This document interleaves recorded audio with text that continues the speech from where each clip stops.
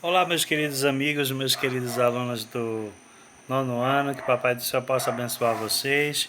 Hoje eu trouxe um assunto interessante para a gente debater, depois de um feriado prolongado aí da Semana Santa.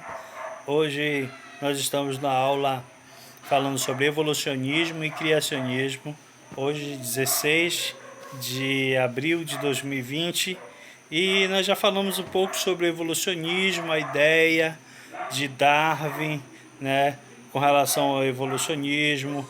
Falamos um pouco também da lei do uso e desuso, falamos um pouco da construção do processo, e aí eu trouxe algumas imagens para vocês, para nós falarmos aí, trabalharmos melhor essa ideia. Hoje, antes de nós começarmos, nós vamos fazer a oração, tá bom?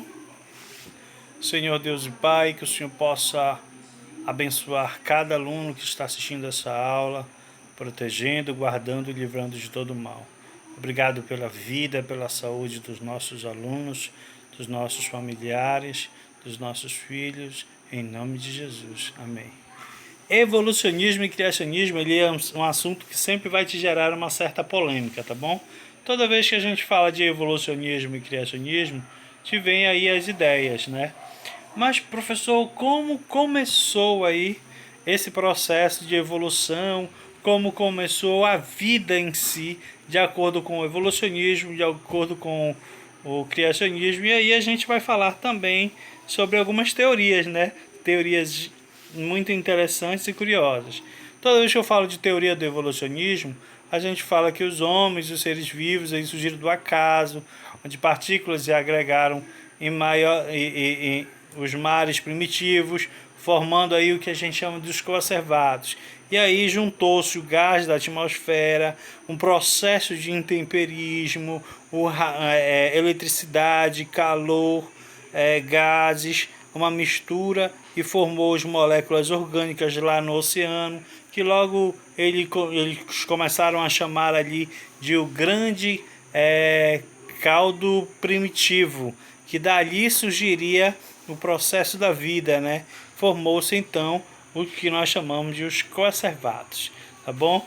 Toda vez que você fala de coacervados, são as primeiras partículas assim consideradas vivas pela teoria do evolucionismo, o início de tudo, graças a um processo com uma mistura de gases, calor, eletricidade, chuva, sol, frio, né? Foram surgindo aí as moléculas orgânicas nos seus chamados coacervados, tá bom? Nós temos aí algumas ideias. Nós temos aí a ideia da radiação ultravioleta. Quando a gente fala de radiação ultravioleta, a gente fala muito sobre aquecimento, sobre quentura, sobre gases mesmo, sobre radiação. E aí acredita-se que graças a esse processo de radiação, que houve um aquecimento da atmosfera, CO2 em alta quantidade, chuva, o nível do mar ali, ele estava aquecido ali, a temperatura da água, e aí muita radiação, muita chuva, muita tempestade, e aí começaram então a surgir o que a gente chama de coacervados, graças aos raios, trovões, relâmpagos, dependendo de onde você esteja, né? Raios, relâmpagos, trovões, e assim surgiu a ideia dos coacervados. Suposições de que se baseiam os evolucionistas. A Terra ela resultou de uma grande explosão de uma massa gasosa, o que a gente chama de teoria do Big Bang, tá bom? Isso daí está lá no teu livro, tem uma partezinha do teu livro lá no capítulo 2. O resfriamento da massa inicial resultou em uma atmosfera primitiva, diferente da que existe hoje. O planeta como ele é hoje, ele é totalmente diferente como ele era no início, segundo os evolucionistas, tá bom? O resfriamento da massa inicial, a atmosfera primitiva era bem diferente da de hoje, vapor de água, existia muito metano, muita amônia, muito hidrogênio. Surgiram aí os aminoácidos que foram formados na atmosfera primitiva, né? As rochas quentes, os aminoácidos uniram-se e formaram as proteínas. Primeiro surgiram os aminoácidos, depois formaram as proteínas, surgindo aí graças a um processo que a gente chama de intemperismo, tá bom? As proteínas levadas por os mares foram formando os seus coacervatos. Os coacervatos em si, eles sofreram muitas mudanças, muitas mutações, né? A primeira forma de vida surgiu dos coacervatos alterados. Nós temos aqui uma ideia dele. A matéria, ela atrai matéria. Nunca te esquece desse detalhe. A matéria, ela sempre vai atrair matéria.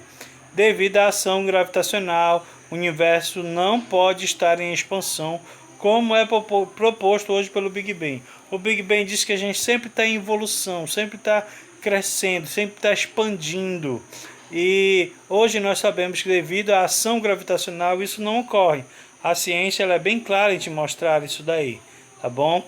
Mas professor, como foi que surgiu a origem do ser humano? O ser humano em si ele tem algumas curiosidades. Existe uma teoria chamada de a teoria da panspermia, que a teoria da panspermia ela te diz o conceito detalhado da seguinte forma. Organismos microscópicos chegam à Terra vindo de outros planetas. Professor, o senhor está dizendo para mim que então que vieram outros seres de outros planetas e ao chegar na Terra eles deixaram resíduos, deixaram micro-organismos que evoluíram para que nós chamamos hoje de seres humanos? Mais ou menos isso, né? Organismos microscópicos foram deixados aqui na Terra e que, com o passar do tempo, eles foram evoluindo, se misturando com coacervatos, com as células unicelulares, depois os pluricelulares, e que daí em diante formou-se o que a gente chama hoje de ser humano. Essa é a teoria pampermista, ou a teoria do pampermismo, tá bom? Que a vida viria de outros seres. É uma curiosidade, né? Agora, a origem do ser humano em si, de acordo com a teoria do criacionismo, a ideia em Deus pessoa fica mais evidente à medida que prossegue a pesquisa de diversas áreas de conhecimentos. O criacionista, ele acredita que houve um criador, houve algo que fizesse com que acontecesse esse processo. Chamamos aí esse processo de teoria do criacionismo e que chamamos esse criador de Deus, tá bom? Seguindo aí algumas atividades na nossa página, tá bom? Na página 19 nós temos essa atividade aí, é super importante, tá bom? Alguns detalhes importantes ainda com relação a algumas partes do nosso corpo, ao sentimento, que a ciência ela não explica como nós podemos ter sentimento. A ciência ela explica de uma forma bem simples, mas não tão bem detalhada a questão de como nós conseguimos ouvir e como nós temos a visão, tá bom? Essa foi a nossa aula de hoje, que o Papai do Céu abençoe a todos, fique com Deus e um forte abraço, tá bom?